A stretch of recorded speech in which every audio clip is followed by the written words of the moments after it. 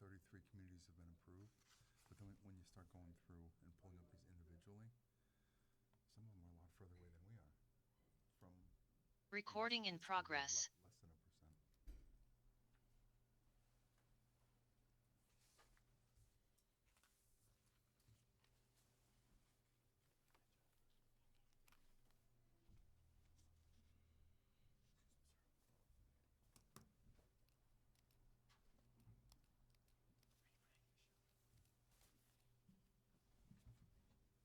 You can start when you want.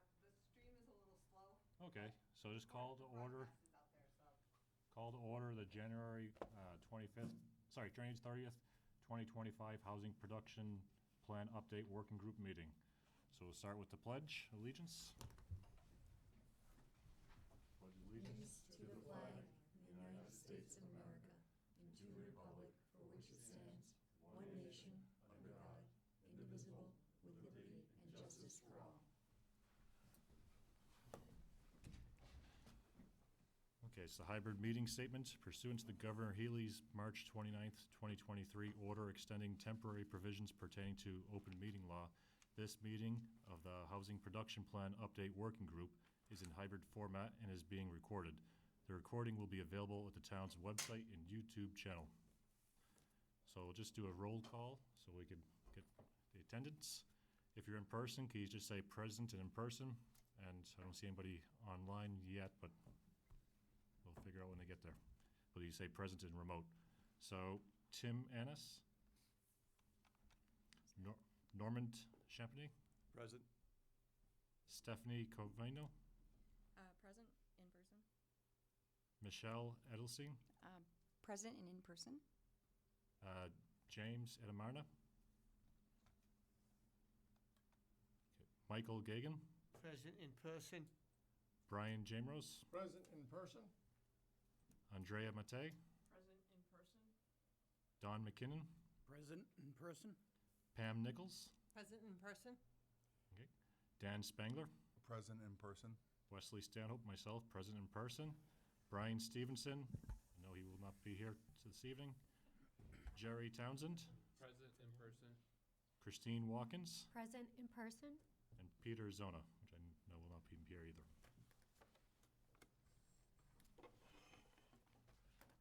Okay, the first thing would be to approve the minutes from our last meeting on January 23rd, 2025. Does anybody have any discussion or issue with it?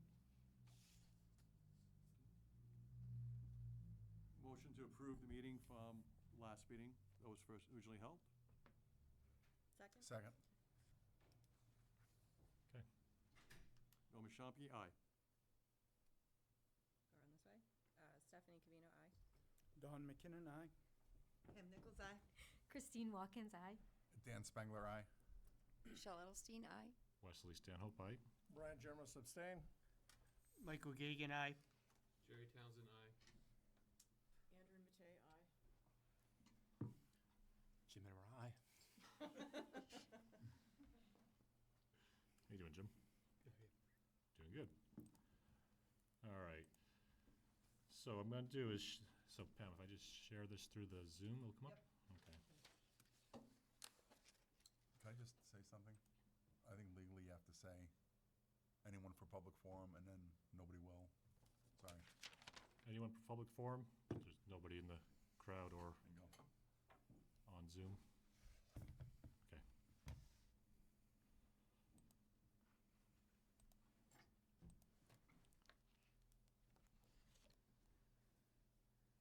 Okay. So here we are, the Housing Production Plan Update Working Group. We're kicking it off today on the 30th. If you recognize, these are all photos from around our beautiful town in Sutton. Can you operate like that or no? Either way, it's fine. Is that better for yourselves? Yes. It makes the photos come out better anyways. Is that full screen? I'm not in control of that screen, that's a Zoom. Okay, so, just to start off, conduct during meetings. We're gonna be starting at 7 o'clock in the evening, finishing no later than 9. That's a 2-hour limit, not necessarily the target. If we could be more efficient and finish earlier, that's okay. We don't need to necessarily stretch it out to 9. Robert's Rule of Order, it's, discussions through the chair, so one conversation at a time. But the main thing about that is respect for the person speaking, so they could be heard, and also respect for the clerk, for Michelle here, so she could actually take and record the notes for our meeting minutes. We can't have 2 conversations going. And also, there's a 15-group person here, so we're gonna have different opinions, we're gonna have different views and different perspectives, and we have to, respect everybody's views and bring it all together for a very nice constructive plan. So to start off with the affordable housing laws and regulations, so the background's an overview. So what is affordable? So this gets thrown around a bit about what it actually means to be for affordable housing. Afforded means spending 30% or less of your income on housing expenses, rent or utilities or mortgage, taxes, utilities are all bundled together in that. And housing that can be afforded by households earning up to 80% of the area median income. So that's our area median income. Our area median income in 2024 was $117,300. So depending on the assets, 2-person household income, less than $78,250 per year would qualify as affordable, and a 4-person household income less than $97,800 per year would qualify. And affordable units, this is a question that comes up too. Where it's either sold or rented, they would need to be deed restricted to count for the actual affordable housing in our town. So even if it's a home that's being rented out or sold at a lesser rate than maybe an adjacent home, it doesn't count unless it's deed restricted. Same thing with ADUs that have been on the, just talking points over the past few months. So one of the laws that come into play is Chapter 40B, the Comprehensive Permit Law. Again, it's for affordable housing, so anybody earning no more than the 80% of the median income. And then every community in the Commonwealth must ensure that not less than 10% of our housing stock is affordable. That's a law, and we need to abide by that. And the penalty for noncompliance is that a developer could come in and propose a development anywhere in the town and override the local zoning laws. They still need to comply with, Title V, Wetland Protection Act, Building Code, safety regulations, but the way we zone in our town could be overridden by the developer. We need to ensure that housing stock is 10% of the housing stock is affordable, and that's based on the 2020 census. We have 354 affordable housing units required in Sutton, but we have 55 units already in the town. So that means we need to add 299 more units of affordable housing to achieve this 10% based on the 2020 census. Now, we're still adding houses in the town won't say every day, but as time goes on. So that number will go up eventually. Approximately every 5 new homes added in Sutton currently needs to include 1 additional affordable home to remain at the current compliancy, which we're not, with 40B. So we don't go backwards. Note that in rental developments, all units count towards a town's responsibility, even if only 25% of them are affordable. So if you have a 100-unit I'm just going to put an easy number, 100-unit development, if 25% of those, so 25 units, are affordable and deed restricted affordable, if it's a rental facility, all 100 will count towards affordable housing in the town. And then we get onto what's known as the MBTA. So this is the other law that we need to work with. Chapter 40A, Section 3A, multifamily zoning, commonly known as MBTA. 177 communities need to deal with this. We are one of those communities. It's intended to create more multifamily housing, and it restricts the amount of affordable housing units to 10% within development, trying to spur the developers to build more housing. So it's not an affordable housing necessarily, it's a law to actually create more housing in the area. There's no production mandate, but to require any units to be built, we just need to zone the areas. And actual production is going to depend on, if the area is actually zoned an area that a developer is going to like to build, it's going to produce housing. If it's not, if it doesn't have sewage, doesn't have water, it's going to be harder to get housing inside the area. What we need to do is establish an actual overlay district, so figure out where in town this would actually be suitable. And it's gonna take a bit of work to do this, to actually evaluate this and come up with an actual zone that people are going to be happy with. And it's possible the town could designate several areas, so it doesn't have to be one big area. It could be a few areas to satisfy the MBTA law. And we need to adjust and enact our bylaws in order to work with this as well. So going back over the past year, there was 4 locations that came up for potential MBTA. And that's on the left-hand side of the screen. They're the GIS map with the yellow A, B, C, and D. And there's one more location on the right.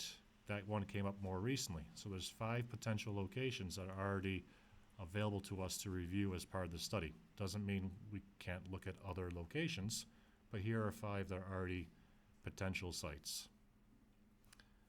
Here's a bit of the numbers though. So going by the 2020 census, we have 3,542 units of residential in the town of Sutton. Going by the 40B law, we require 299 affordable housing units. If we did the 25% affordable with 75% market rate development, that's going to require 897 market rate units.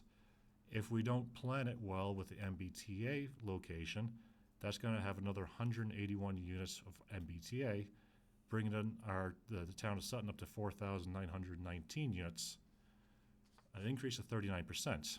But when you go back and do the math on that, you realize that at the end of the day, when it comes to the next census, based on those numbers, we're back to 7.6% affordable housing. We need to start again. So if this was the way to go forward, we need either more affordable housing in the mix, or we need to reduce the amount of market rate units in the mix. And that's this, it's going to be a partial of both, right? But let's just look at the other side of the spectrum. Starting with the same base 2020 census, if we are able to work out the MBTA and the 40B together and the affordable housing in some different types of fashions, the best scenario would be is about 8% increase. That's the bare minimum. So it's between those two numbers is what we're looking at. If we just did those 299 units, yes, we're at 9.2%. So we're just about there. We still probably should add in a few more to be safe. You never want to design something just the bare minimum structure load the building could hold. You want to add in a few extra percentage points there, right? That's what we should do with the affordable housing. Just to recap on the 2019 housing production plan recommendations, there was a good few of them inside the actual plan, such as continuing the actual outreach with the community, which I think this team is going to do as part of this process. We got 15 of us, which is one of the things about having a big group is we could go out and enable ourselves to go meet a lot of community, which is good. But that was one of the recommendations of the previous one. Promote the adoption of Community Preservation Act. I don't know how many are used to hearing about that. Okay, I can see some thumbs up. But that's where, if this was enacted, it would have the ability, you take tax money off the homes, off the taxes, off the residents in Sutton, but a small amount, and it goes into a pool, and then the state would actually add money towards that as well. It could be used for affordable housing, it could be used for open space preservation, there's different things it could be used for, but one of the things, if you look at number 3, is establish affordable housing trust, and that way we could start to self-fund our own developments here. Just like the housing authority, we could actually expand that in really nice developments if we are able to self-fund. It's one of the ways that we can actually match our money with the state. Think of it like a 401k or IRA with your employer matching. And then one of the recommends is secure a dedicated affordable housing coordinator. And then explore inclusionary zoning. This is where we don't have, whenever there's a new development, we would have an extra few units of affordable housing going in so we don't go backwards into that hole. Modify open space residential development bylaw. There was the adopted cottage housing bylaw in the actual, that came up to the town meeting, which we put on pause until we go through this process here and figure out how everything all fits together, which is gonna be key. Adopt new zoning, the 40R, 40S smart growth zoning. That's gonna be key as part of this too, is to review this. Make suitable public property available for affordable housing. There might be parcels in town that are worthwhile. And then pursue partnership opportunities with multifamily mixed-use development. So where can we actually work with another developer, maybe as a nonprofit affordable housing developer that can work with us to actually do the development? So when we do the 2025 updates, when we do the 2025 updates, started to kind of draft together some key high-level, well, they're kind of detailed too, but some high-level things for us to start thinking about. We need to, have a needs assessment update. We need to do the outreach to the community, right? There's the actual managing the CMRPC's update of the actual information for the actual reports, reviewing the past surveys and updating the surveys that we're going to do right now for this time around to engage the community, having meetings with the community. Michelle, we talked about the possibly of going down to the senior center today. So there's all these discussions with the actual community that we need. There's also reviewing these MBTA lands, but we need to review them by access for people, walking access, vehicle access, safety, and we need to review them for the environmental aspect, water, if what water is available, sewerage, impact to the environment for sustainability. There's the economic impacts that each development is going to have, and other developments outside of housing, and how it impacts the town. So we need to have a thorough review of that. And there's also, what is the actual development going to be? As in, what's the right scale, the right mix that it's going to be to actually work with Sutton? Not necessarily a 10-story building downtown, but how do we nestle different types of developments into different parts of town so they have that vernacular, which is architecture to the actual history, to the area that we're building for, not just anywhere architecture put into the actual area. So some of the goals here right now is to select MBTA locations before the spring town. We want to be able to figure out where these locations could be and get them on a warrant so that we could get a vote for it. We do not want necessarily a developer developing prior to having this. We want to be able to get this as much thoroughly reviewed and put in place. We want to complete this update. Preferably, let's do it before June, if we can. And then we want to have actionable recommendations. Is there any discussions about this before I go on to a schedule? I believe that for the towns that have been approved, so there's 33 that have been approved so far by the MBTA, and I think many of them went through the pre-approval process. So you're looking to put it on the spring town meeting. So what happens sometimes is if a town approves it and then it goes to the authorizing agency, they don't approve the zone. So they strongly recommend that whatever you choose, you go to them first for pre-approval before you go to your voters. Okay. So I don't know if that's a tight schedule for spring. Well, I mean, if that's the case, if that's the best route, then we should start to do that quick. But then also, if it doesn't meet the spring, we'll have to aim for the fall, but that's our last chance then. So we need to act on that quick. Jen's got her hand up back here. Oh, yeah.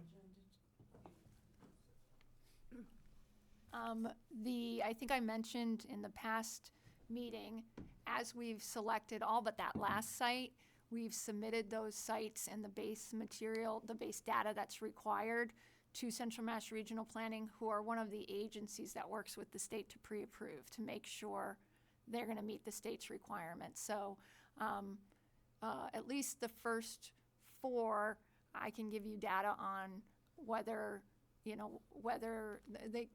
can't do all 4 of those, you can do certain combinations, so I can give you that data. And it wouldn't take much time for them to review the 5th.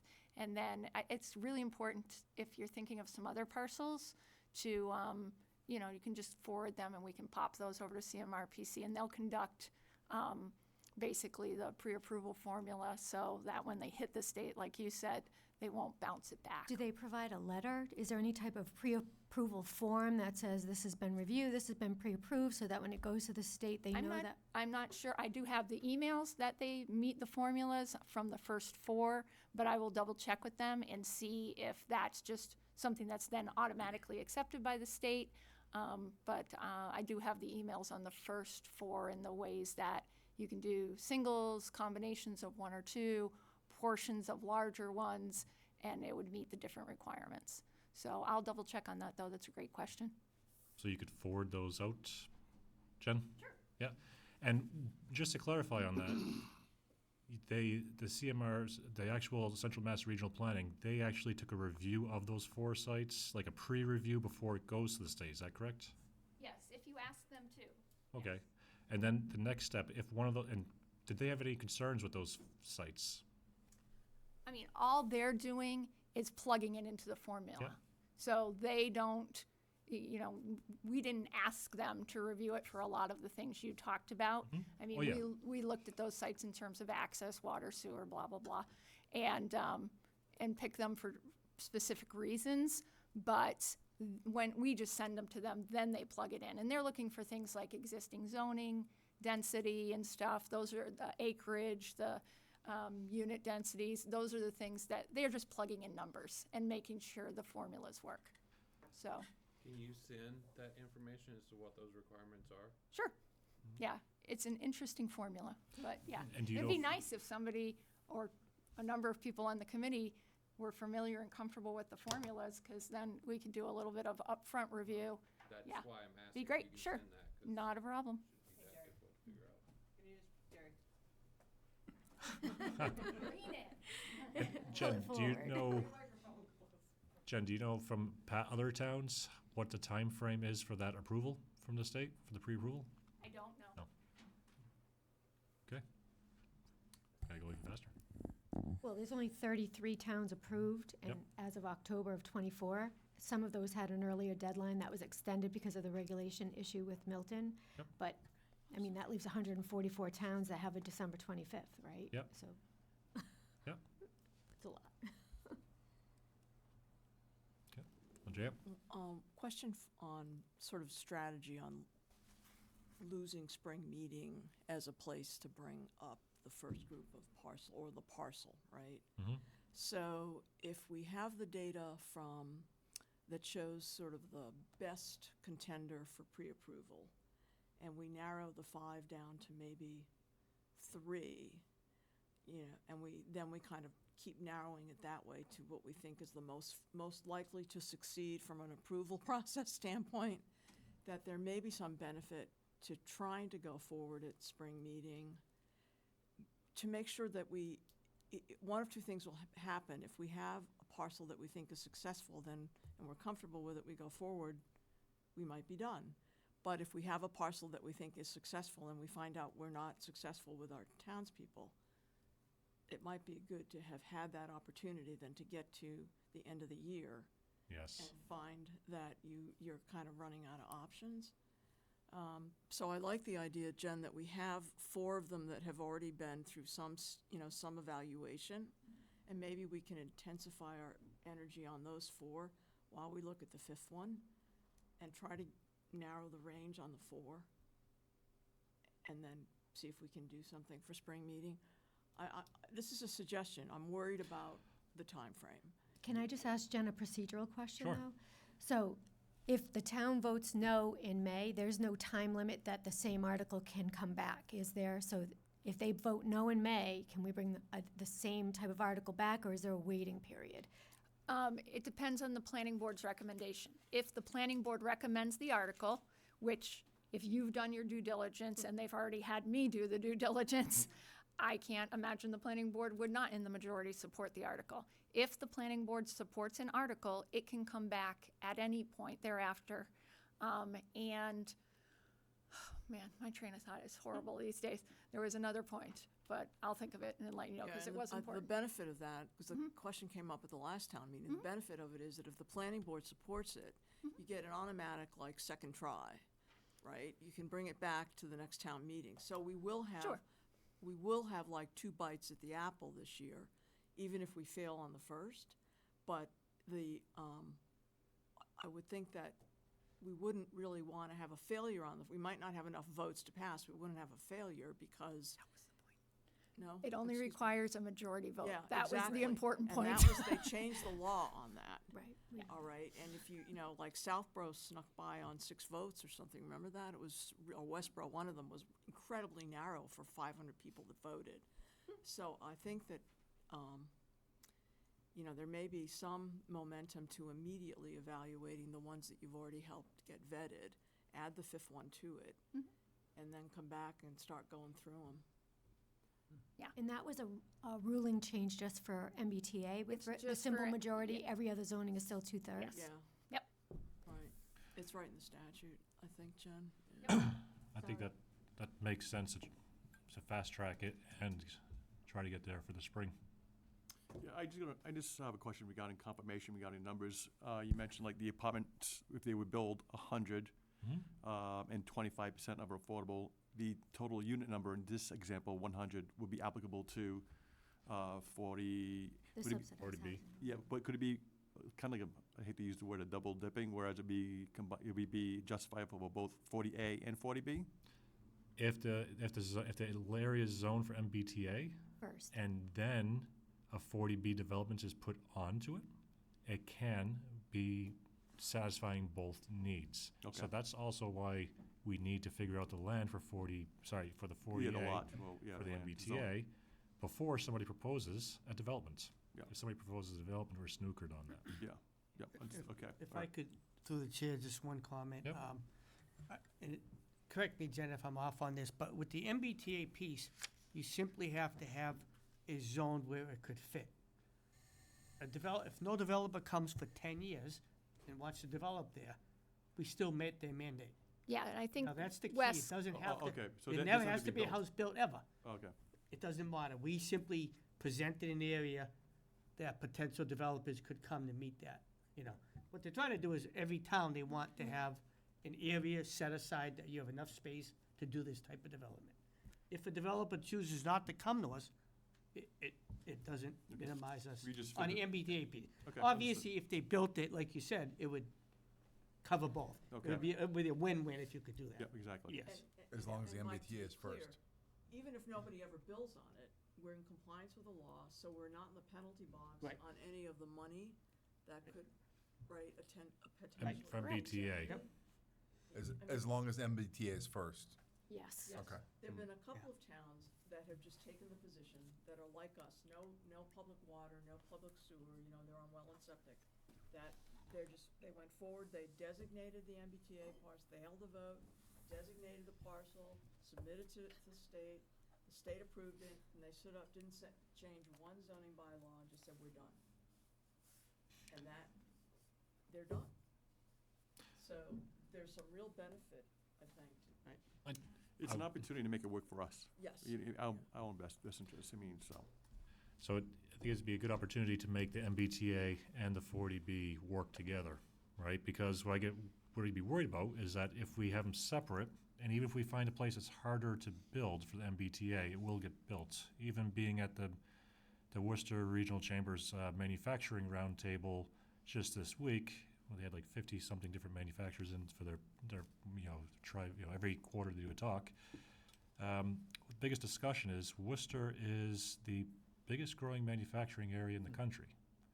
And it has the largest amount of area that's zoned for manufacturing anywhere in the Northeast. That's pad ready or bulldozable or being bulldozed like the old Norton facility. And what that means is that there's more people that are going to want to be moving towards this area with the pharmaceutical, biomedical, all the other manufacturing that's going on there. And the thing that they brought up was we need more multifamily in Worcester and the surrounding communities, so there will be a push more for developers to actually do it, even if it's less feasible of a site.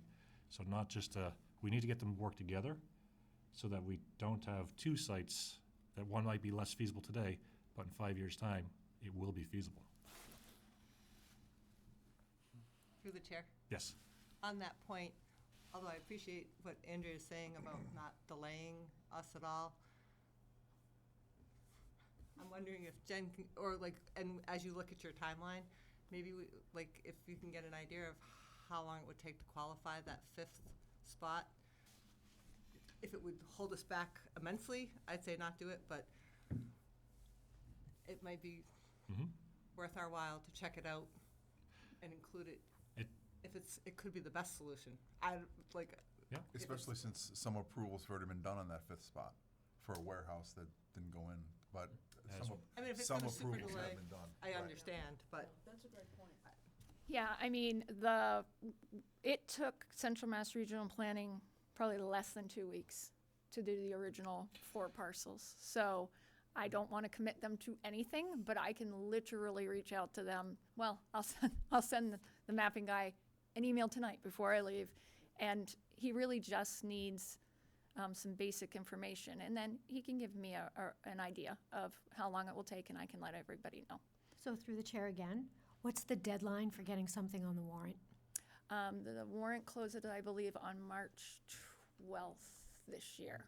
Yes. So the good news is you're a standing working group, and you're empowered by the planning board. So in that case, there is usually some flexibility to have a draft article. And you just have to perfect it before the hearing notice goes out. Because if anybody comes in to look at the article, once the hearing notice is out, it needs to be in its final form.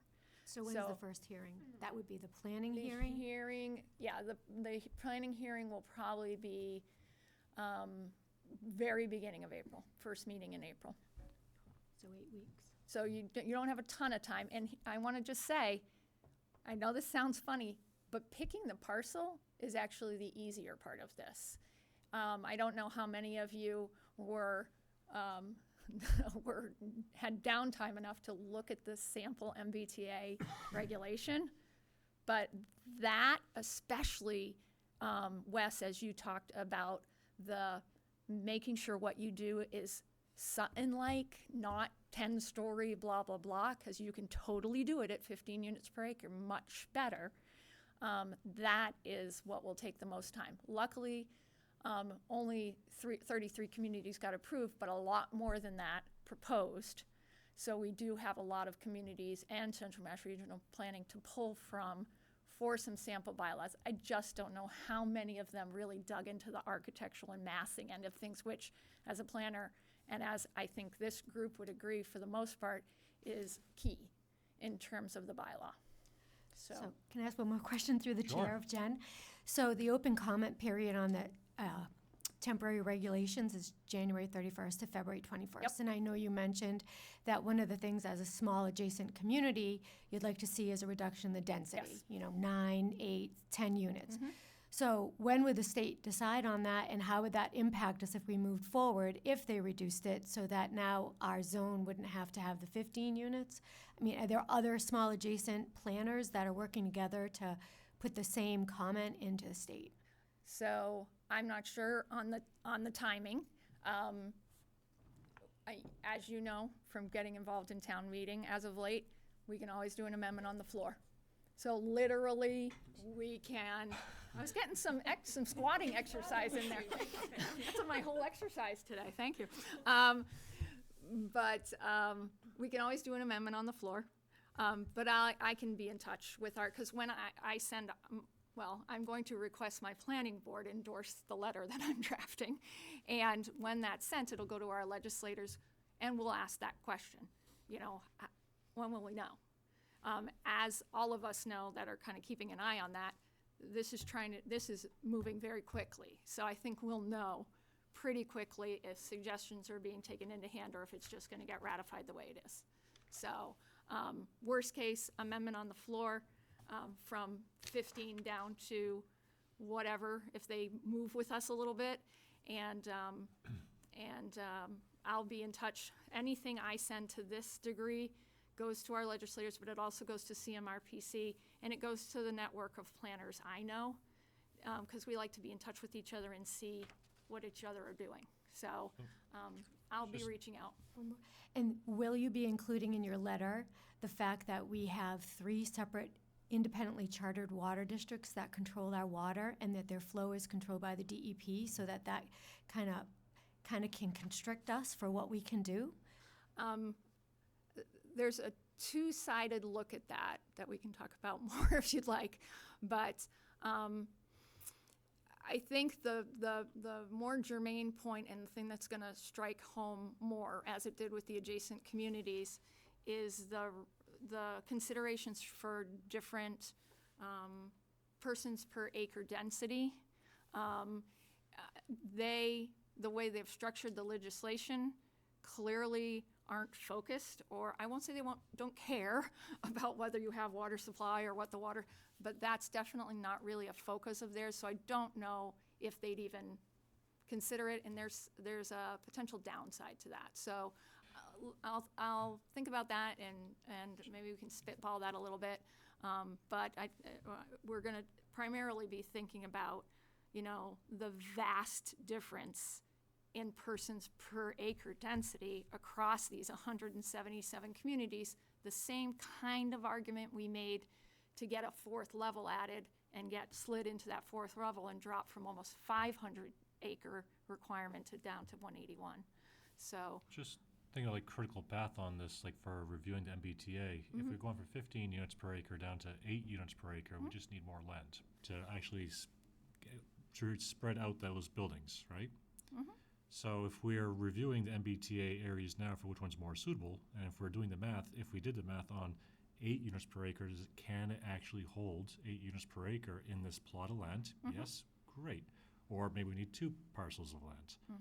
And then if we can't get down to 8 units per acre, or they tell you we've got to go to 10 or 12, we could work back up to a more dense. But if we put ourselves into a box where it has to be that size, well, then we can't ever grow it out. If we say it's 15, then we can't grow it to 8. Through the chair, isn't it, if you drop it to 8, that's the minimum, but you could go to 15. So if you have, if the, whatever supports it, Wes, right? Yeah. You could go to 25 if we thought it would fit. Yeah. But we must have 8, so the flexibility is in the lower number. Yeah. And the win is to be able to exceed it. To make sure we have more land around it to have a buffer. And what's the smallest parcel? I thought they were all relatively good acreage, the parcels that you have here. we are not here in Sutton, or The 5 that No. you're proposing, the ones you're proposing, yeah, they're all substantial size. The smallest one is, D. well, it's D, right? C or D, they're about the same. I don't know exactly what acreage those are, but they're 9 at least, 8 or 9 acres. Actually, I wonder if E I think is like 9 as well. oh, I have it. So as we think about the upcoming vote, No, it's, E down is right-hand on the right. Right-hand side, that's the newest one. Oh, okay. As we think about I'm sorry, the- you mentioned that's about 9 acres about? Yeah, I think so. I mean, I don't know it off the top It's of my got 44 acres. She's got, yeah. Which one? The one off The of Wacky Lackey Dam Road Logistics? has 40 acres. Okay. Well, 39 are in Sutton and a little piece was in Uxbridge, but there's Good. 39 acres on that lot. No, there's wetlands, that's why. Yeah, it's huge. That's why that wetlands. warehouse got reduced down from 350,000 square feet to about 212. It might have ended up at 188. 176. Yeah. Right, but they were making Yeah, you're right, concessions. Christine. You're right, So, Christine. I mean, that's a very That large is a bigger parcel. one. And Yeah. Douglas ran water and sewer to Yeah, we have Blackstone Logistics? Water, sewer, and natural gas for that parcel, Yeah. and directly adjacent to 146, which is why we added it. I think Why what, Jen? It's why we added it. Yeah. And the warehouse market is lagging right now, and we've had an actual developer look at it for housing. all right. So So, on that parcel, what would it's- be, with what you know today, how many units do you think that we could? well, if you can get a 176,000 square foot warehouse, you get a lot of housing. Well, if there's 40 acres, and you're gonna put 10 on an acre, To Pam's 10 times, point, that's 400 You units, know, we right? may have the winner, the winner of the sweepstakes here. Because I think, The dark horse. But there is the wetlands and there's the setbacks and I think the so- wetlands were 12 acres of that piece. Yeah, And- they And were that's memory, I'm not reading numbers, but I believe that it was, I'm rounding to 40, it was just under 40, but I believe that, some stuff I was reading, that 12 acres of that is considered wetland, I think. Yeah, I mean, you really go by the warehouse size. The warehouse was approved at about 176,000. So, and the paved area on that site, pretty comparable to the kind of parking and amenities you might want on a multi-unit building. So 176,000 square feet of building converted to apartments, you know, I mean, you could get probably at least 200 comfortable, good-sized apartments and more small ones. It mixed, yeah. And for 40B, so MBTA, if it's designated MBTA, that's that. Yep. And then on a 40B, 10% needs to be 3-bedroom, and then the rest can be any mix you want, 1 and 2 bedroom. 1 and 2 and studios. And so the max lot coverage on this of 60%, is that a local zoning that would be overridden by, okay. By MBTA, yes. Yeah. So the upcoming vote is not, do we want MBTA or not, right? So I think that's something that people need to understand. It's not that you're voting for, do you want MBTA or not? It's like the decision really is which one or multiple of these parcels. Now, I want to be clear, so, and I'm sure you know this from walking around the community and hearing communications. I mean, as recently as yesterday, I had a resident of the town call and say, we shouldn't be doing anything with MBTA because there's all this legislation to oppose it. I haven't responded that to yet, but again, this law was adopted in 2021, and there's been a slew of legislation every single year trying to reverse it, trying to oppose it, trying to flip it. You do have a recent decision. Could it change? It absolutely could change, but in general, our policy has been, this is the current law. We're going to try to comply with the current law. If the law changes, we have every ability to change something if we don't think it's in our best interest. But in this case, we need to think about our 40B that's not going away. It's just not. And how can we kind of meet this requirement of current law as well as that requirement of 55-year plus law in the most efficient manner.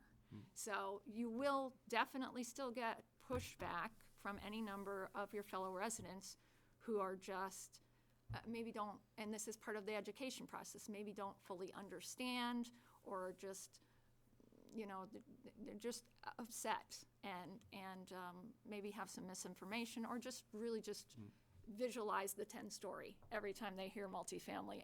And I think us showing them through this process that no, it doesn't need to be 10-story. It can be something more Sutton-esque.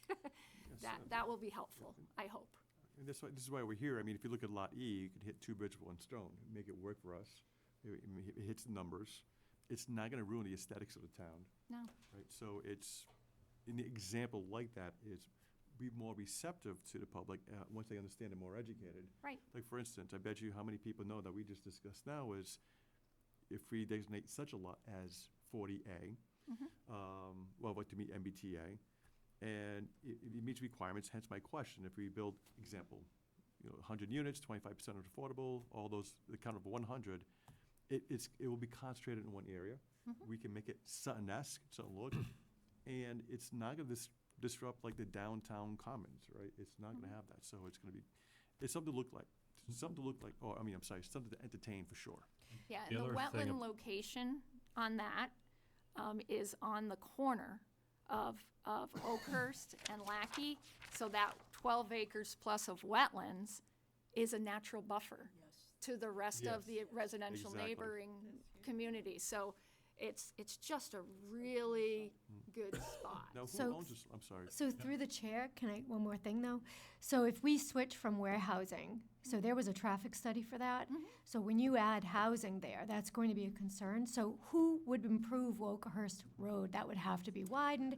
You've already got the 1 million square feet of warehouse behind the Sunoco. You've got the Cubes at Pine, doesn't look like it's going to come through. But would that improvement to Oakhurst Road, if we were going to have to be going to that neighborhood, like what is that, Jenna Drive and in that area, they're not going to be pleased because Grafton right now has a 152 unit 40B on 4 acres proposed, with the MIPA evaluation is saying 1,050 trips a day out of 152 units. So that's an increase in what the warehousing traffic study was showing. So how, if we're going to go out and push this for Springtown meeting, how do we give them some type of reassurance that either the town or the developer is going to be required to make sure there's appropriate sidewalks all the way down Oakhurst? appropriate. People walk. So the MBTA process doesn't absolve you from going through a permit process. Okay. Okay, so you're still gonna have to go through a permit process with the planning board, with the Conservation Commission, because of the wetlands on the site. You're still going through a review process. And they will have to do a new traffic study, and if that traffic study indicates that, or the public process indicates that the road should be widened and there's a need for sidewalks, though as a planner I'd be a little bit hairy about that close to 146, but maybe at least down Oakhurst towards Walmart, then it would be, as it is with every other development in town, the developer's responsibility to do that. Here's a little interesting tidbit though. Right now, and I don't know what will happen to the funding, but right now, there is a significant amount of funding for infrastructure that supports housing, especially multifamily and affordable. So again, this is part of a partnership that if that's the site the community chooses, and we get a developer, and I already have one developer who's looked at this site, who's interested, us working with them, filing for that grant money, if it's still out there, would be part of that public-private partnership to work on the architecture we prefer, and the massing we prefer, and the site we prefer. It's just, right this second in time, it's a great opportunity to maybe partner in all that. And even if the traffic study doesn't call for sidewalks, to be applying for those sidewalks through the funding. Right, so, Mr. Chairman, if I ask you a question, that new program of funding, is that within the governor's new budget as of recently? I think she mentioned something like that. It was just about. Yeah, there's consistently, probably for at least the last 5 years, been federal funding filtered through the state and state pockets of funding dedicated to multifamily and affordable housing creation.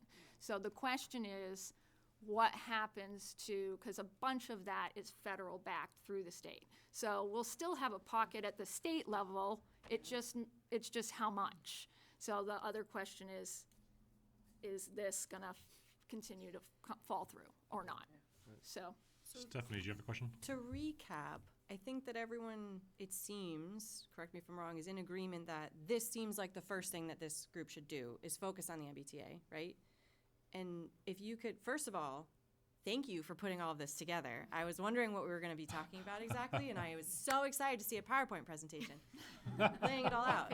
I'm a PowerPoint person.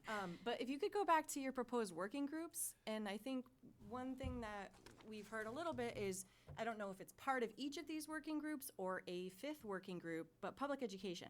Yes. So creating really clear outreach materials to make sure that this is communicated clearly, there's not that misinformation, we're really on top of it from the beginning, and keeping people informed, which I find that often keeping people out of the loop until you're ready is the biggest challenge. If you keep them in the loop from the get-go, sometimes it makes it easier, not always.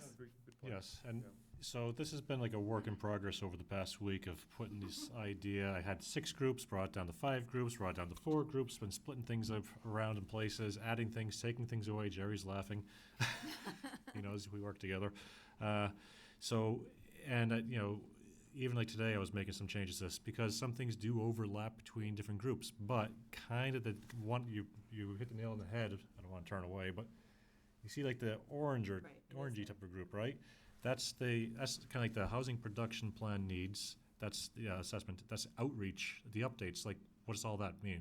Well, that's part of that is getting like the survey information that we need to get updated, but it's also we need to look at what surveys were done in the past. What survey are we going to do now to get the community to get engaged with us? What are we going to do for meetings around the town to actually get engagement? I know Jen already did meetings last year. I was at all 3 of them. We're going to do more of them this time around, right? Being that there's 15 of us, we could go, people we know, we start to talk and get them all engaged and hyped up about this and excited about what we're doing here. So that's all part of like that, we need to flush it out more and get it maybe more bullet points, whatever we want to do, but that's a starting point.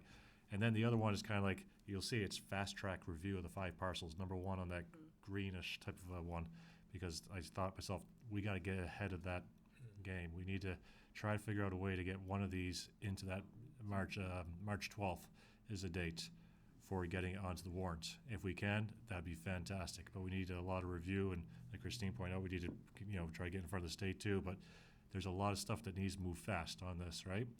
And another thing is, what's all this mean for economics, right? So if we just keep on building more and more and more houses, and we had the assessments just recently, it's like 80-something% of the taxes in the town come from residences. Everything else, commercial and excise, makes up the other percentage.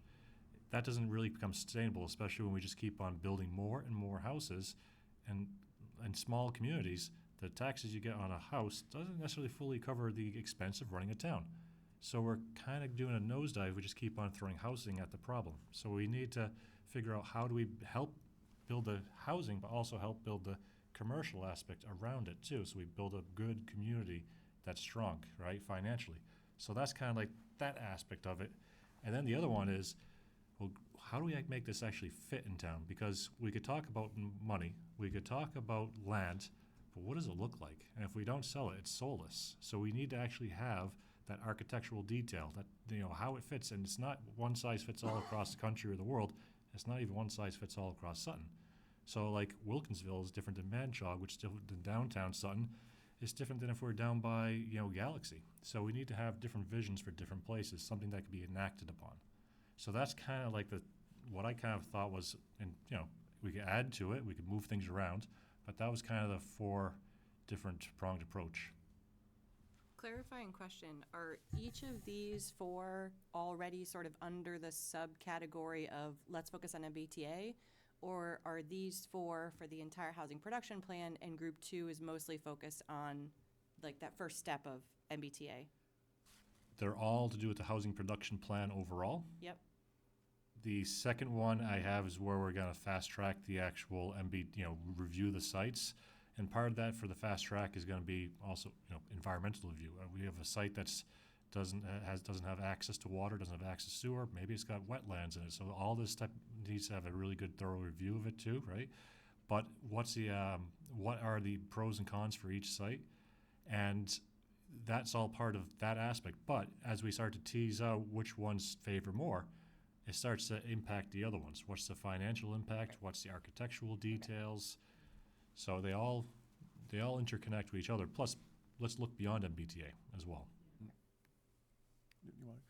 Yeah, Mr. Chair, too, just a reminder too, is like we are, at this point in time, looking at 40B and 40A, but there's also, outside of that, right, some of the needs for the town in general, such as a 55-plus community, as well as maybe an area for cottage housing that would be more aesthetic to the town. So it goes beyond MBTA and 40B as well. So it's a Holistic. It's a comprehensive, holistic view of the housing requirements of Sutton. Correct.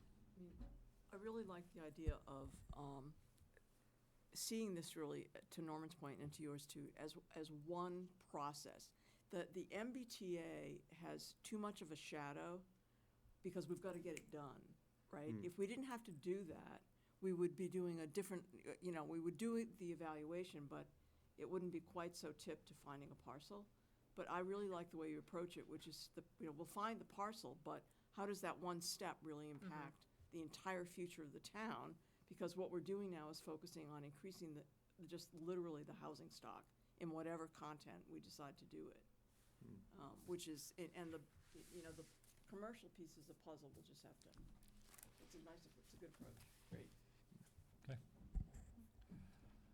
Well, part of this is gonna be, how do we have 15 of us, so breaking up into separate groups so that we could tackle this problem, and come up with solutions.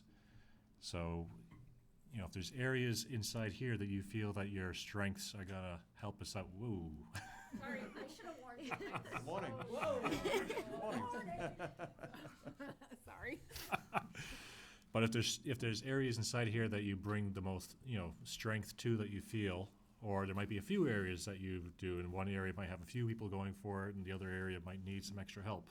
But we should need to divvy this all up between us so that we could tackle this and keep it moving as a group, keep the feedback going between us in circles, not going around circles, but in circles between the groups, but keep it pushing forward.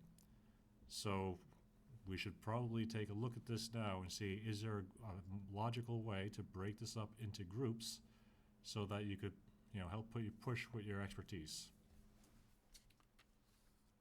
We could do a straw poll, just say who's interested in 1, 2, 3, 4, get a hand raise, and if it's Yeah. weighted 1, maybe you'll get the division you need right off the bat. We could do that. Try it. All right. So who likes the group 1? Raise your hands. 1, 2, 3.5. All right, that's not bad. And we're missing a few too. Whatever is low, we'll put the ones that are missing on that one. Group 2. 1, 2, I'll go group 2. 3. I feel like group 2 could get kicked out real quick, though. That's like you do it, you got an idea of things, you move on. Exactly. You That's could. that's why I said number 2. and then you- Yeah. That's why I said 2.5, because then I'll go to 1.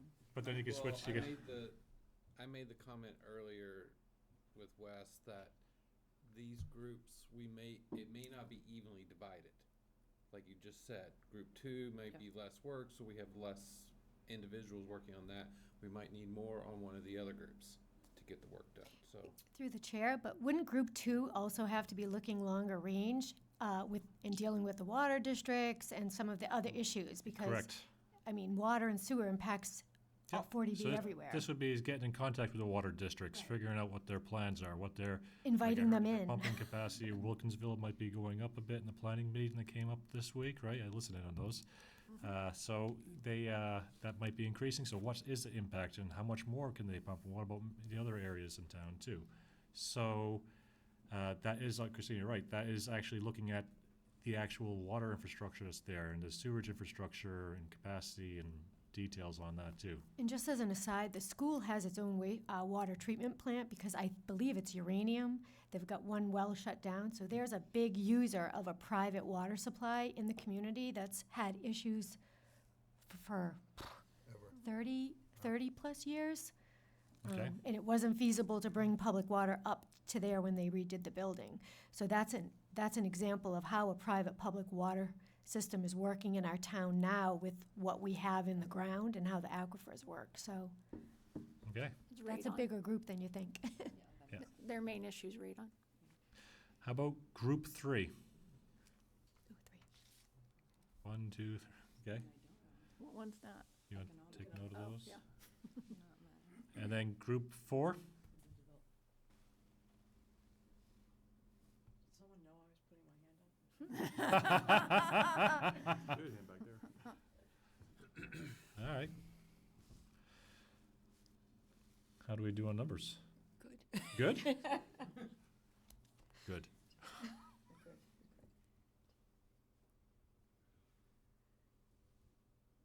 Looks like group 1 is a little low on numbers. So Brian loves outreach. Right. He might be, he didn't zoom in. He Why? might be watching but Are you not zoomed in. requiring everybody to answer the question? Is it just Brian that's out? Is it No, who else? Peter. Peter? But Peter's on FinCom, so Oh, okay. I don't know what other. Brian, Peter, yeah. And Tim, but he's not. It's random. Okay, so how, do you know what the, So you have 3 people that haven't, gone on to anything yet? haven't picked anything yet, but some people aren't here, so. Okay, and how many numbers do we have in group 1? So group 1, we have 3, Okay, and group 2, I have 3. okay. Group 3, I have 2. Oh, And no. it- No. You have more than, Do okay. group 3 again? Who's Group 3 again. Oh, well, there you have it. 2, All right, I have 3, you 5. written those 4. Okay, Five. right, perfect. 3, hold your hands up one more time, thank you. Not that quick. Shush, come on. I gotta learn all your names, hang on. Okay, so 5. Right, thanks, Brian. Okay, 5, perfect. Okay, so 5 for 3. And for 1, you have 3. For 4, you have 1, 2, 3, 4. Yeah, I think there are only 2. There are only two for myself and Andrea for 4. That's really? Yeah. Maybe we Clearly should have start that over. map- Right, clearly have that balanced. Bear with me, bear with me. appreciate everything you do. Right, A lot of thanks. grace. Come on, right? All right, there's 2. All right, so Okay. 5, 6, 7, 8, 9, 10. Yeah, we'll just see what from Brian and Peter, Yes, Brian, Tim. Peter, and Tim. Tim, okay. Yeah. Well, we could always divvy up when that happens. Yeah. When they come back. Okay. Through the chair, if there's, as each group gets to work, like especially on group 2 where we already have some of the information, if you feel you need information, any information I might have, or you think you need me there for some reason, just let me know and I'll accommodate as I can. So, but in terms of group 2, I think that we can get right out of the gate with that first bullet. And how many were in 2? 3. Yeah, 3. If you need someone to go over there, I'll go over there. I'll do either 2 or 3 or 4. Doesn't matter.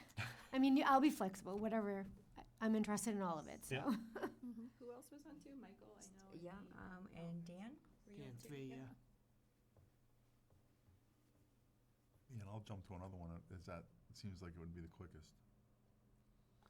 I feel like it's good to do it and then Flip over to another. and then move over if we need to. But Right. We like the GIS stuff is easy. You heard her say it. I have a GIS course. Geographic Information System, mapping girl. Yeah. Woohoo! Not me, Kaylee. She'll do it. That sounds good.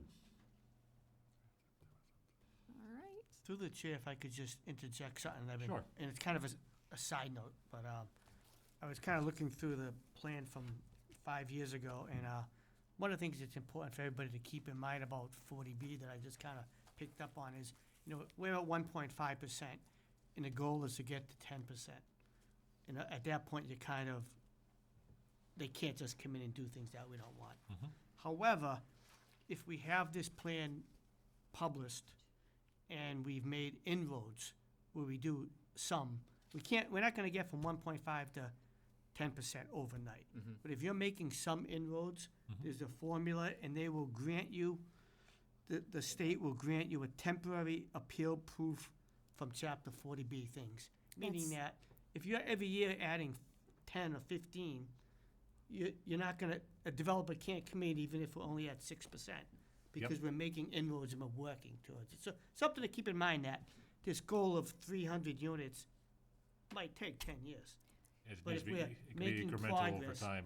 So 18 units a year? Well, their definition of progress to be in safe harbor is 0.5 of your total required Right. inventory for Which I 1 wasn't year. sure what that was That's offhand, 1 but year yeah, of safe yeah, harbor. yeah. 1% would give you 2 years of safe harbor. Right. And so, I don't know how it happened that this expired. Did it just fall off the planning board's Yeah, agenda? we have a few. Yeah. A few balls in the air. No. You had a lot of projects this year, but so that's what happened. If this had rolled and been renewed before the expiration date, and when Jen was talking about this last week, and I think it's confusing to some people, I'm just because of the way the terminology is. At the last meeting, you were talking about the subsidized housing inventory. So if someone came in today and built a 100 apartment complex with 25 affordable, all 100 would still count to our subsidized housing inventory. However, if we then filed a housing production plan, we would have to do 0.5% of the how many we need, not what's left, but the 300 and something.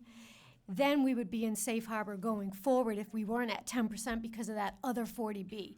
Every time a 40B or an affordable unit is deed restricted, it counts to our subsidized inventory. And- So that was unclear at the last meeting. I think some people, And what's key to what you're saying there is that we need to actually get this done quick and not be spending the timing. entire year doing this update because piece the of it. And they developer don't- comes in. And they don't count until they're actually produced. So that's also why we didn't sweat the additional 6 months. We think we'll need to update this because not many projects can be approved and built, and then it's when they're built that they qualify. So chances are we will have the plan updated before anything can get to a point where it's actually in production. And just for those who might be watching, I want to say were there 3, if not 4? And I know the select board did friendlies, and all of those developers pulled out because they couldn't do it because of the cost of the infrastructure with the water and sewer.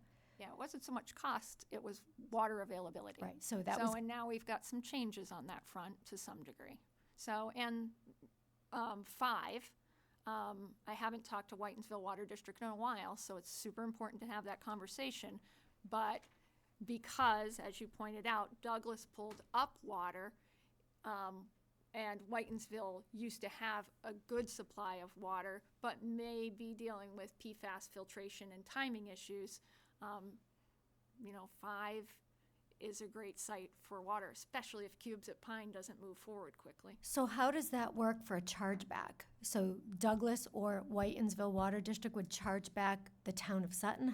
Or they just charge the They users? just charge the developer, yep. They charge the developer a tie-in fee, and they have to pay the rate like everybody else. So So the all residents would be paying Whitensville water. If Absolutely. Whitensville came, and Manchog would be paying Manchog water, and we in Northeast Sutton are paying Wilkinsonville. Wilkinsonville water. Okay. Yep. Yeah, so the town doesn't get in the middle of it, other than the fact that we have to have what's called an intermunicipal agreement with utilities across the line. We already have one with Northbridge, we already have one with Douglas, so we've already established most, if not all of we have one with Millbury.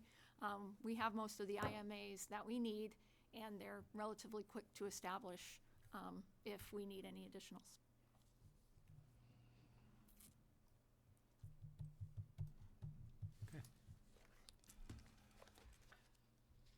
So we have a good amount to do and a short time to do it. I kind of have a tentative Microsoft project put together. I could break in more information into it as time goes on. I know it's really small. I could send this out to. Can you zoom it up? Like, do you have a zoom button so you can make Oh, portions of it bigger? Oh, look at this. I can. So we can kind of see Wow. a little of what you're saying. Basically, first of all, I just said, I got to meeting 14. I said, we'll stop there that'll get us into the summertime, right? If we're doing every other week. The copy of the presentation will need to be attached to the minutes anyways. Yep. So everybody will end up with a copy of the presentation. And I'd like to put it on the webpage. Yeah.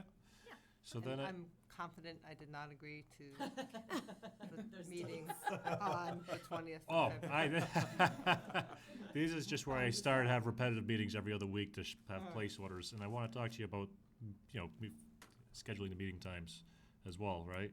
But this is just showing repetitive meetings every 2 weeks going forward, how it kind of plays out into a schedule. Not necessarily that's the exact day, because there's going to be conflicts that we have to work around and stuff like that.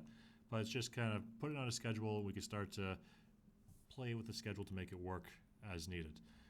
But here we have is getting updates to the actual data, the demographic data that we need for the actual report, which could we start getting that going with the hours that we have? Yeah, CMRPC actually reached out to me yesterday and asked if I'm ready to set up a face-to-face. I'm like, I've been ready. Yes, can you please? So, but like I said, they have a lot of balls in the air too. So yeah, I expect that will happen in the next few days.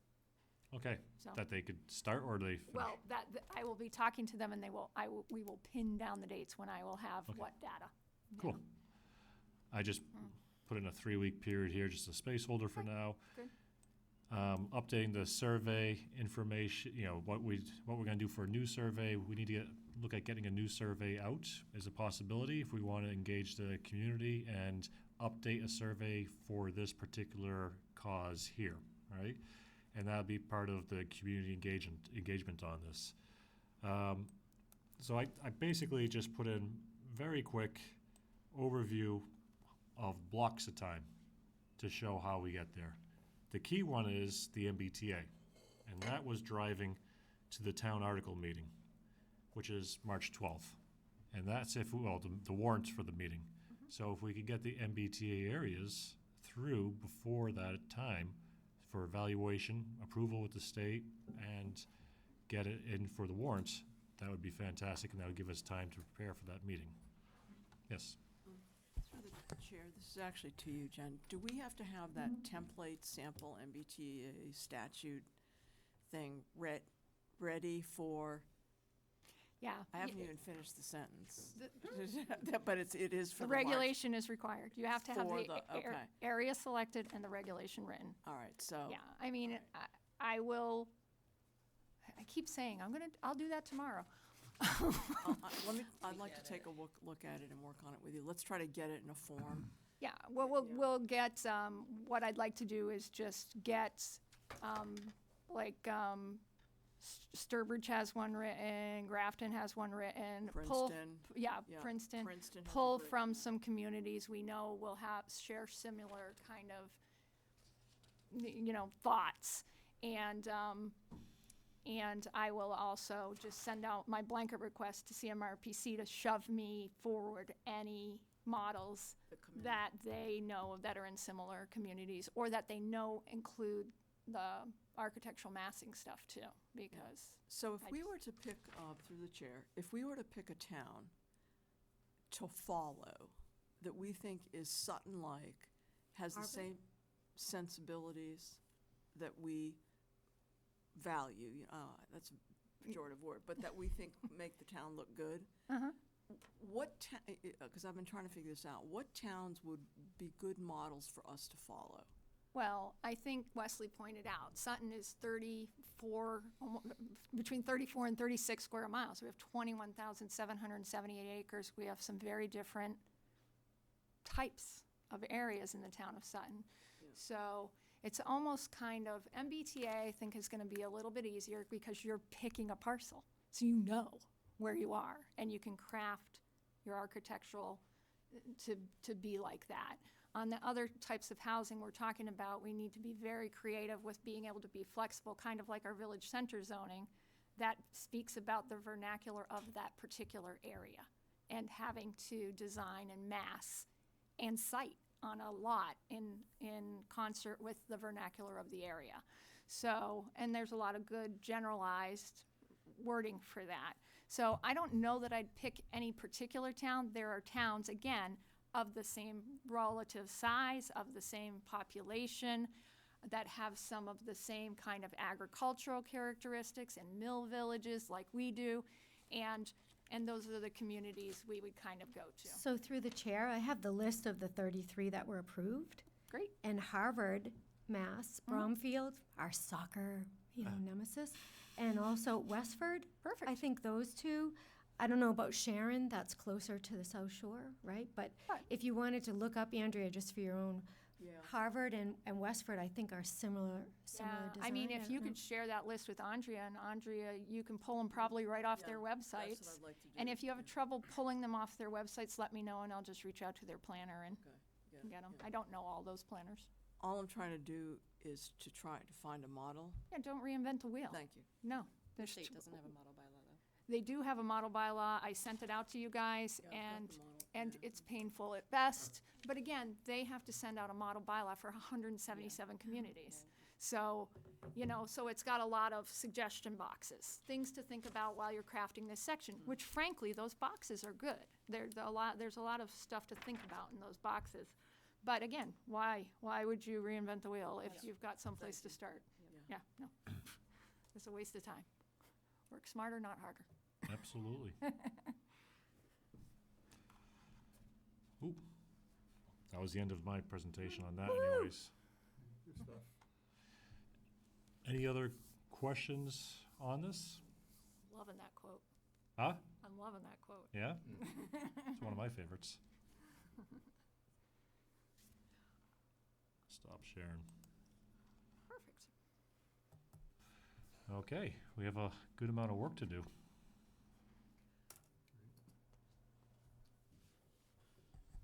So, Mr. Chairman, when do we commence, on working in the groups? Do we select some of the sub-line items in that work group, or how does that work? Yeah, so I'll share this document out, and Michelle, feel free to give more information or more tasks that need to be added to it as you feel fit to, that, we could go through that. But we should start working on this right away, on tackling down the issues and concerns. We could, next meeting back, instead of myself giving a presentation, maybe it's yourselves and the groups giving, at least don't do a PowerPoint if you don't want to, but what have we learned so far? Where are we going? How are we getting there? I think many of us are more confident today than we were last week.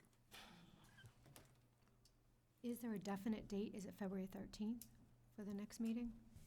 That is a date, yes. February 13th. It's on the Pam has it on the calendar, I believe, right?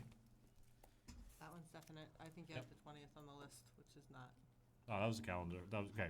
on PowerPoint your was just every screen- other on week. your timeline. Yeah.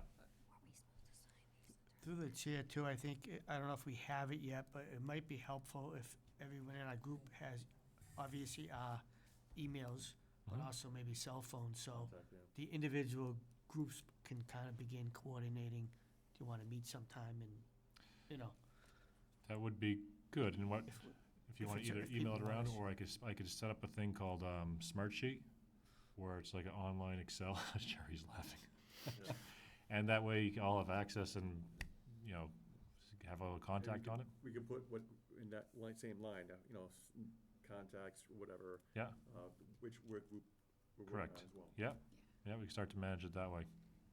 Yeah, Andrea? Mr. Chairman, for the February 13th meeting, it would seem that one of the things we might want to talk about is each of the 5 parcels. Yes. So, is there a way to put all 5 parcels in a hat and pull out a parcel name, and somebody would be responsible for that parcel? What's the best way to try to Yeah, go through I mean, that? I think the group is Mike, Gagan, Stephanie, So and you'll, Dan. and they'll come and give us each So, the, I think we can probably pretty easily coordinate together with the work I've already Okay. done I'm not trying and to give people bring back some assignments, base I'm trying to data as you've defined kind of those individual things, you know, So pros we and would, cons of each yeah, parcel. so we and- would expect to go through each of those, the 5 Yeah, parcels the just- 13th. Have pros and cons and information, sizes. Sure. All the Yeah. information. Okay. Maybe we, if over the next day or two, if there's any questions or benchmarks we want to review or analyze on it. So if you have a particular thing you want to have reviewed on the site, So it'd be good to, if the we, basic things we'll be able to provide on the site is, you know, kind of the size, the topography, the, at least relative wetlands, some detailed wetlands on some of the parcels, availability of water, sewer. On some parcels, we'll know whether it has gas. Actually, on all of them, we'll know whether it has gas availability or not. You know, you don't need to be a rocket scientist to see if it's on a little road or a big road. And there's, in every single case, there's no sidewalks near any of the parcels. So if there's other things you want to know or you think are important on the parcels, let me know. But we'll have a nice, you know, a visual of each parcel with topo, potential wetland locations, water, sewer, gas. Do any of them have no trespassing signs? Do we know of? Exactly, site That's, because if I go out I'm trying to walking- think of, I know the owner of every single one. And I've had a conversation with 1, 2, not 3. 1, 2, 3. I'm trying to think who's the 4th over there. I can have a conversation with all of the owners. All 3 already know and have already expressed, well, maybe we'd be okay with you, because the owner needs technically to be okay with being designated as an MBTA.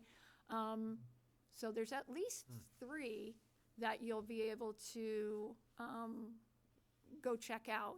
So I can pop you guys those addresses. Let me just, I'll confirm with all 5 owners tomorrow and make sure they're can you comfortable. get the details of like the past development proposals? Like you have the Absolutely. commercial one? Yeah, yeah, Because you're going because, commercial like- to residential does seem more appealing, but then there's one of them that maybe had a 40B on it before in the past that got pulled because of no water access. Well, let's get details on what that was. Sure, not a problem. Any development documents in the last 5 years will be relatively easy to pull. So I think we'll be, and then, I think I'll be able to give you some pretty good data on every single parcel. And actually, if they need help, Mhm. I have been watching a lot of meetings. I have a lot of, I know how, can access a lot of the traffic studies. I just went to the CMRPC legislative breakfast with Wes, and we also attended the DOT issue with Boston Road. So I think that should be an important part of the 3 parcels that are near that interchange. Yeah, I mean, and there's, I'll be able to give you kind of, I mean, there's set Institute of Traffic Engineer traffic generations for different kinds of residential unit types. So for instance, like a single-family home, it generates 10, in a traffic study will generate 10 vehicle trips per day.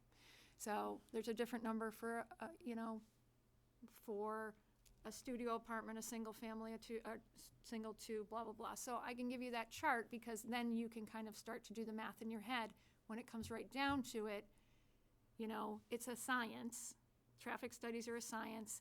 Distribution, where they anticipate things to come and go from, that's something that a traffic engineer can do and should be doing, not us, though you can make some generalizations based on what you know about traffic Well, the flows. DOT presentation that they said, that if 50% of the approved projects in this region were to come online, that interchange would be at failure. Yeah. They said that, that's on file. No, 50% of the approved ones.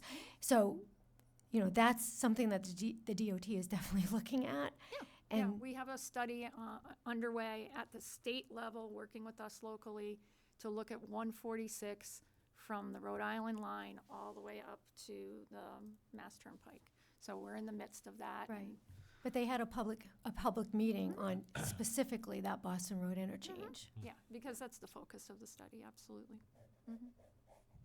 And that traffic does not count for any additional traffic that's happening in Rhode Island. Just a note. That increase of traffic that would cause it to be a failure is just Massachusetts produced traffic from new developments. Oh, within like 10 miles of the interchange, too. They didn't look at the larger new developments happening just across the border.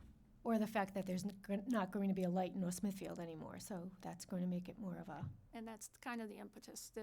Again, our department reached out to all the neighboring towns' planning departments and engineering departments and said, are you guys worried about this? Because we're worried about this, and blah, blah, blah. My office went through the $6 million Band-Aid. We also went through the original study back in, what year was that? 2002, where it would have cost $41 million to do a grade-separated interchange. Now we're at least 3 times that number. In a 10-year lookout, they said, at least 10 years for this. And so it's, because it's a huge number now. So, we all got together and we went to Mass DOT, and Mass DOT very quickly put it up the chain finally. And this year, and it's us, that our study is this year, and the natural focus is at Boston Road because, as you pointed out, there are only two lights on the entire corridor, and one of them's going away.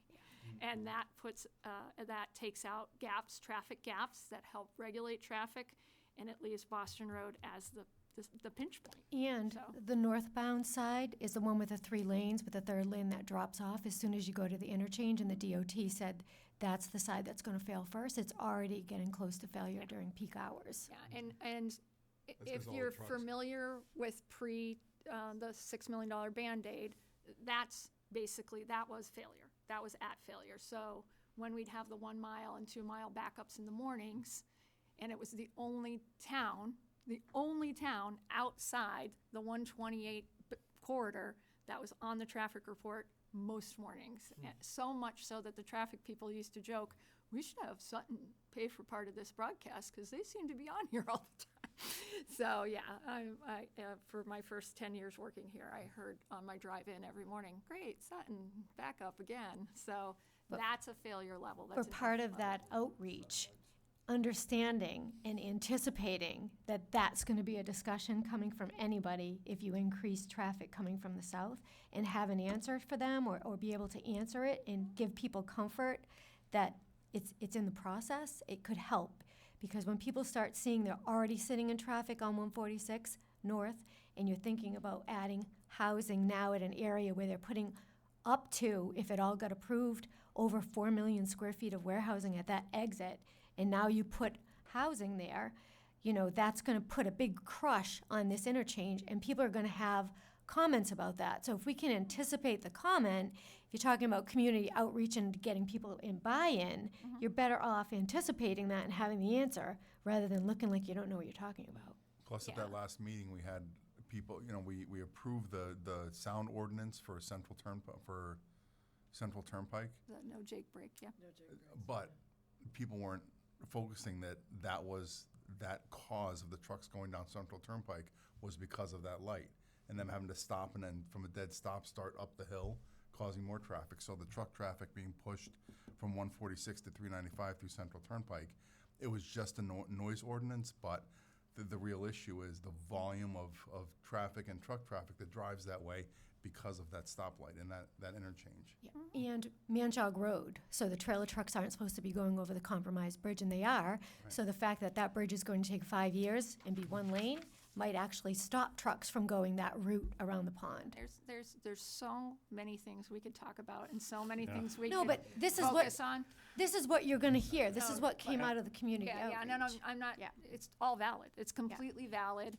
And again, you know, we're looking at things like, because again, don't know if there will still be, because it's mainly federal funding, transportation funding, and we were starting to look at Central Turnpike for areas that were appropriate for sidewalks and potential roundabouts, which make things less convenient for trucks. Trucks don't like roundabouts, so it tends to keep them to the non-roundabout routes. So we have already started talking with Sujatha from Central Mass Regional Planning about whether we might be a good candidate for that kind of funding and looking at that. So, and we try really hard, and Pam works extremely hard at it, making sure a lot of this stuff gets shared to our websites. So making sure every time you talk to somebody you know and tell them to keep track of the housing production work page, because we're going to keep building it and sharing information, or the planning page or the highway page, so they know. And if you see something missing here or you get a document at one of the hearings you're at, send it, we'll share it, because there's so much information on there that people can look at 3 in the morning. And, you know, so pushing people to the town's website to try to keep them informed of what's going on. And we'll keep trying to make sure it's got thorough, complete information. And then you're the informed people, you getting out there and talking to people and giving them the facts and letting them know what's going on. But your point's well taken. There's always concerns about traffic, giving them some confidence that we all feel it too, and we're working on it. Things in government in particular don't happen like that, but we're trying. There'll always be something, and There will always be just gotta over-communicate and communicate with everybody. huge. Yep. So is there any plans in the region with Central Mass Regional Planning to expand the Worcester Rapid Transportation busing service? So back in the 50s, it used to come to Sutton Center, Manchog, Douglas, and then back, so a lot of the kids commuted at that time to the colleges. What's the, WRTA is a separate entity than CMRPC. CMRPC really doesn't have influence over WRTA. So it's really kind of getting to the WRTA management. And WRTA is driven by ridership. They're not coming someplace that doesn't meet certain levels, because they also have to look at cost benefit when they're supplying people. So as we get multifamily housing, we may be able to qualify for some bus routes, get some traffic off the roads. But it's just a formula, and really being in touch with the WRTA. Okay. All things that could be evaluated when the time comes. Oh, yeah. Just to cross that bridge when we get there. Literally. Okay. So, Chair, how do we proceed from here? Do each of the 4 groups then, are we meeting individually outside of this group? And do we have to file meeting minutes? How are they just working groups? And They're working groups. You want to just be able to kind of summarize what you talked about. If there are particular documents that you use within your working groups, keep them. Those are all part of a decision-making process. So any documents, correspondence you use to make your decision is going to become part of the public record for the larger process. So no, you don't need to keep minutes, you don't need to post agendas. Any documents you use, you have to have copies of, and they'll be filed with minutes in the public record. And then it's really just reporting back to the larger group, and then that gets kind of recorded. Okay? So if you choose to, you can use the town hall at different times of the day. If you choose to do that, meet at somebody's house if you choose to do that. Senior center, different times of day. But that's up to you guys. But if you're gonna meet at town hall, you have to go through the town clerk's office and make sure the meeting room's available. All set? That, Jerry? Motion to adjourn? Motion to adjourn. Yes. Actually, Well, I'll second the motion, but I would suggest that we each break up then afterwards quickly into our groups so that because we have so much work to do, that we can have a quick 5-10 minute Coordination. meeting to Yep. organize and figure out how we're gonna proceed. yeah. Manage your Michelle, group. did you get that motion? Because I'm trying to help, and I didn't get the motion. Who made the motion? Because you can't. Yeah. Jim did. Jim did? I motion to adjourn. Jim- We have Jim the, did. Okay, the good. Supplemental. And then it Jerry was- was the second. Then it was seconded in Coordination supplement. afterwards. Right. Perfect. Norman Shopping, aye. Aye. Oh, aye. We can't do an all. No, just second always can do be all right. roll call, All right. always. When you're in hybrid form, potential hybrid format, always do the roll call. Get into the habit. Stephanie Camino, aye. Don McKinnon, aye. Pam Nichols, aye. Christine Watkins, aye. Dan Spangler, aye. Michelle Edelstein, aye. Wesley Stanhope, aye. Jim Edmarna, aye. Brian Gemros, aye. Michael Gagan, aye. Jerry Townsend, aye. Andrew Matei, aye. All right, we made it through it. Sign into Roseanne for the open meeting thing, for the forum.